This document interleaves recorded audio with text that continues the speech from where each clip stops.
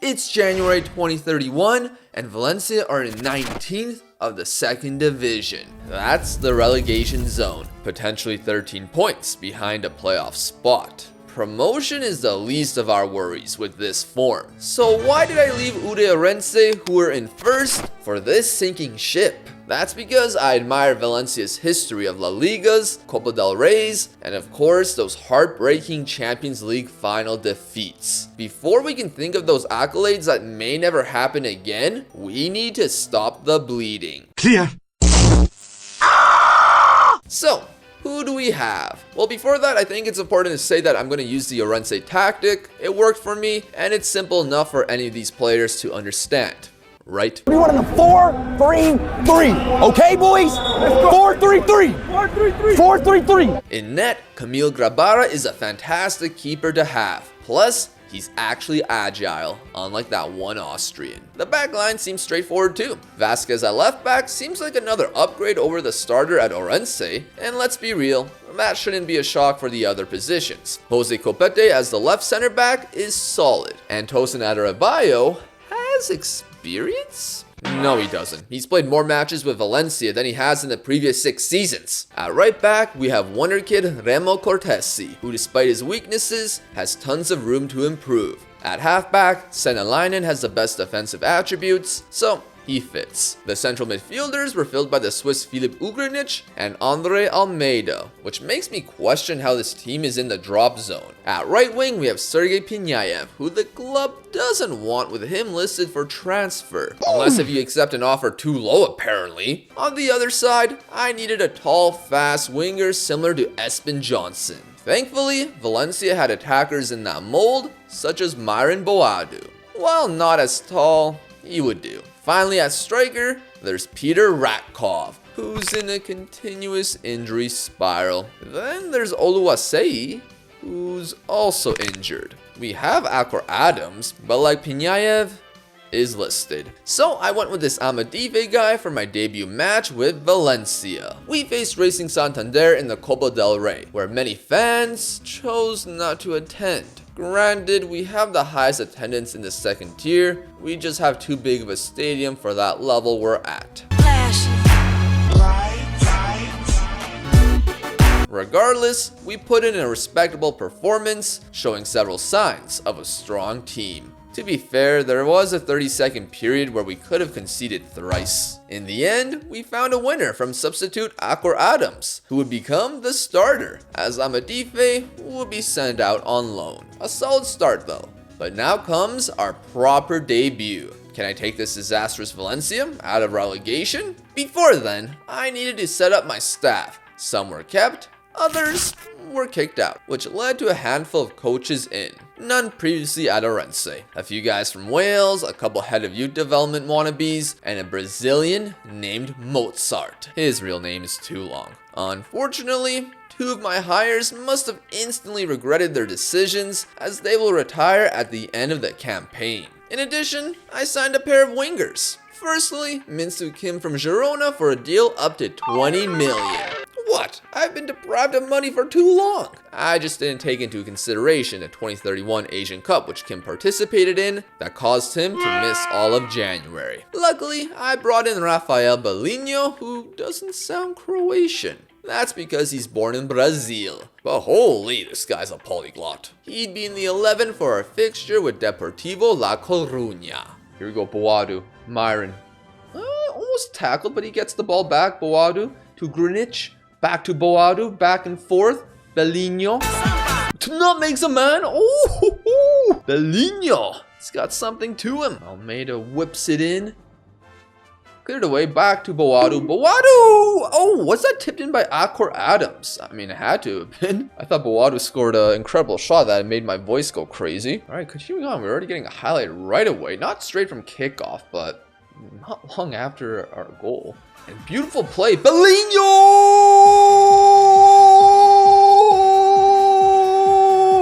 Rafael Belinho, less than 20 minutes into his debut, has scored for Valencia. If Rafael Belinho was part Italian, I'd be saying bellissimo. To Boadu outside the box, back to Almeida.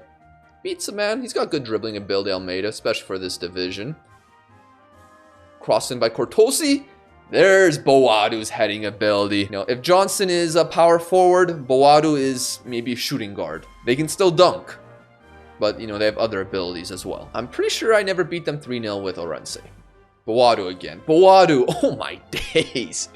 We are absolutely rinsing these folks. Rinsed indeed, as Valencia fans may have a reason to believe again. Unfortunately, the good vibes had to be interrupted by the Copa del Rey with a tough encounter against La Liga outfit Real Betis. No Anthony, but they were a side filled with a lot of power, albeit we weren't helping ourselves by giving it away for the 1-0. However, we have Myron Boadu, and despite him grouped with the more common failed wonderkid strikers the Eredivisie usually produces, for me, he is the most important player. Level with Betis at the break, we would concede kind of easily less than 5 minutes after the restart. Don't worry, Boadu is here again and immediately wins us a penalty, converted by Big A. Double A? A squared? The game looked to be in our favor, hitting the post at the hour mark. That is, until Bolinho got injured. After that, it'd be Betis who cooked us, specifically Lorenzo Colombo, who earned his brace. Later, he laid off an incredible passing play for the 4th, and at last, grabbed his hat-trick to put us in our place. Of all people, how were we destroyed by him? With the good vibes gone, the previously depressed players I cheered up were depressed again, if not just angry that they're stuck here since nobody wants their asses. I'm looking at you, Andre Almeida. At least try in training. Even with Boadu's early strike at Cadiz, we conceded from a corner and a deflected strike from a second ball via a corner. Following, Cadiz shut us down, as Oluwaseyi couldn't stay on side for this comedic offside goal. On the training pitch, I swear when an injury happens, it's never only one.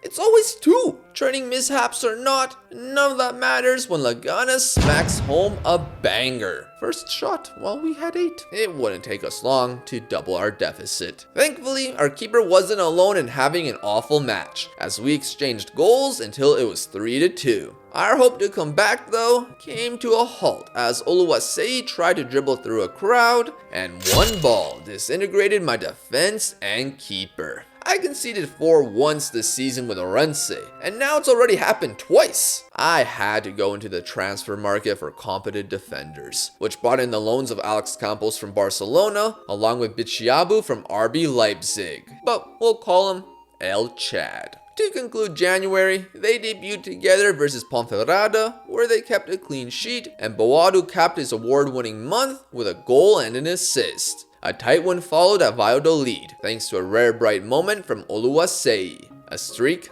has begun. Even Mozart felt the confidence flow. Wait, why are you white? I'll worry about that later. Next up is Mirandas. Days before, however, Rabara got injured. Unlike when this happened to my starter at Ourense, we here actually have a backup. I forgot he was out too. Well, Valencia have a proper B squad who are in the playoff places in the 3rd tier. They have a handful of keepers that we couldn't use because they weren't registered. So my sole option is 17-year-old Pedro Blanco. I think I'd rather Harry Kane. The teenager did himself no favors, but he didn't receive much help either, as we were rinsed by a team in the relegation zone. Thankfully, we weren't in those spots anymore. Plus, Minsu Kim returned, and so did a slightly hurt Grabara, who actually put in a shift. Unfortunately, we couldn't score and lost to Elche.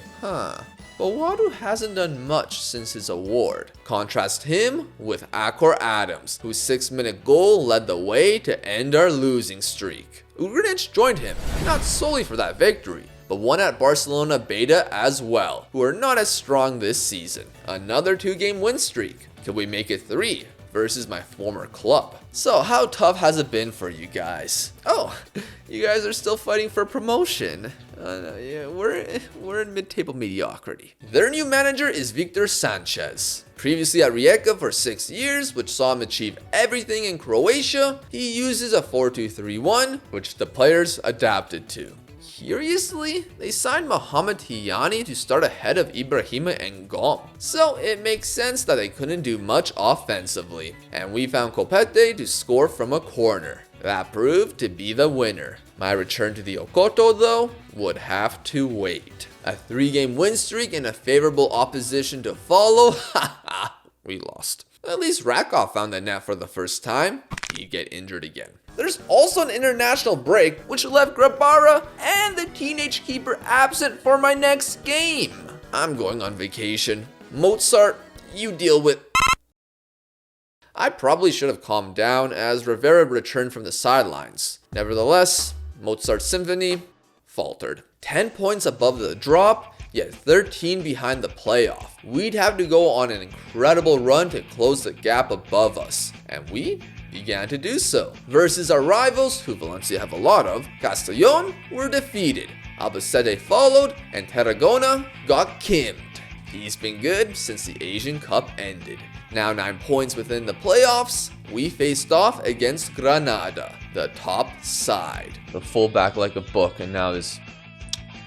Bro, this Figueiredo guy always loses me the ball. I'm not even playing him as a playmaker and he's still losing the ball. Less risks. What looked like a counterattack opportunity was actually Big A losing the ball and seeing them immediately counter us to take the lead. That is way too easy. Should have had opposition instructions on. I don't like how they're set up this year, so I choose not to, but there's been so many times where I feel like I should have them on and we lose. Over 1 XG, and I'm not really seeing what the stats are showing. I do not mind at all. Kim running in behind. Great ball, great goal. Easy. Okay, half. Kind of annoyed how we conceded. We've had a lot of shots on target. Keep trying. Something will continue. Things will continue to happen, hopefully. Something will be scored. I pray. I don't really need to pray about this. I just gotta have faith in my team. El Chad well out of position, despite being just a fullback. And it is Granada in the attack. Wide open. That's your man, El Chad. El Chad! You're supposed to be good at defending! How are you letting bloody Theo Carbonneau of all people to score like that? Come on! What, do you think you're playing center back? What are you doing? Like, you still get there in time. You say, okay, go to my left. I dare you. Shocked Pikachu face. He goes to your left and he beats you somehow. And Grabara, you shouldn't be letting that in, man. It wasn't even that strong of a strike with his outside of his boot. Okay, he does have decent dribbling, to be fair. But come on! Terrible all around, offensively, defensively. We need to respond. Portuguese man that I can never pronounce his name properly. Boado loses the header. That's fine. It probably wouldn't have resulted in anything.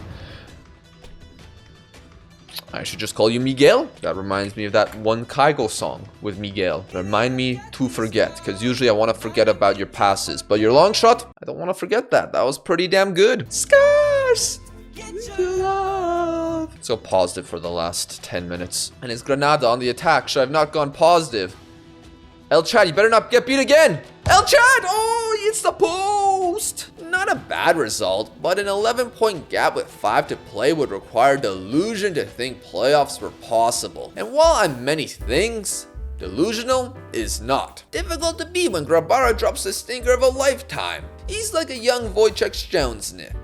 Except he's 32. No wonder Stoke didn't want you. For the last games, I decided to experiment with my tactic as it requires some tweaks. I'll delve more into it next season. We placed in 13th, 17 points above relegation, but promotion well beyond us. We need to get rid of a lot of guys and promote some youth academy players that deserve game time for yet another year in La Liga 2. Being known as a manager to lead Valencia to their worst ever La Liga 2 finish isn't nice. Cheers, Mike. Luckily, the transfer budget is still ridiculous for the second tier, although the training facilities were downgraded. And apparently, we're close to administration.